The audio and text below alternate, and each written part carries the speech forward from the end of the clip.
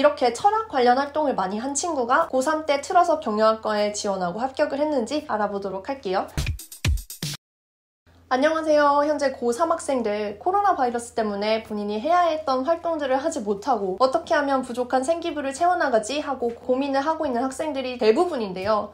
하지만 이때 가장 쉽게 할 수 있고 대학에서 좋아하는 활동을 알려드리려고 해요. 바로 독서입니다. 그래서 부족한 생기부를 독서로 채워주고요. 자기소개서를 훨씬 더 깊이 있게 쓸 수 있는 방법이 바로 독서라는 것을 선생님이 구체적으로 예시를 들면서 알려드릴게요. 서울대 자기소개서에는 독서 문항이 따로 있을 만큼 자기주도적 학습 능력을 잘 보여줄 수 있는 활동이 본인의 관심 분야와 관련된 독서인데요. 이 학생의 예시를 들면서 독서가 어떤 식으로 자기소개서 작성에 도움이 되는지를 알려드리도록 할게요. 이 학생은요, 1, 2학년 때는 철학과 관련된 활동을 굉장히 많이 했어요. 근데 3학년 때는 진로를 바꿔서 고려대 경영학과에 지원했습니다. 이렇게 철학 관련 활동을 많이 한 친구가 고3 때 틀어서 경영학과에 지원하고 합격을 했는지 알아보도록 할게요. 이 친구의 자기소개서 1번 문항을 같이 보도록 하겠습니다.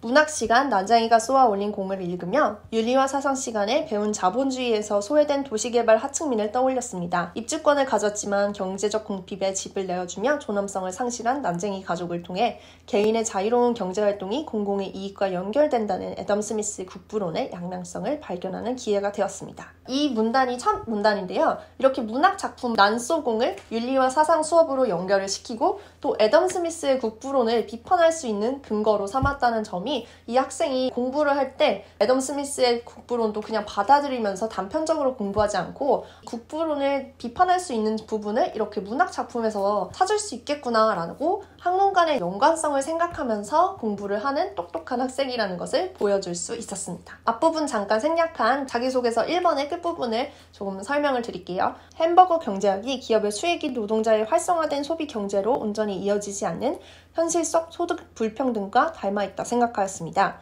기업과 가게의 정확한 실질 소득 증가율의 데이터는 윤리학습 동아리를 통해 확인할 수 있었는데 예상보다 높은 가계소득의 수치 실험을 수학 확률과 통계를 통해 풀어보았습니다. 데이터에 의존해서 소득 분배를 나타내는 진위계수로 실질 소득의 변수를 반영하는 유의미한 요소가 있다는 사실을 깨달았습니다.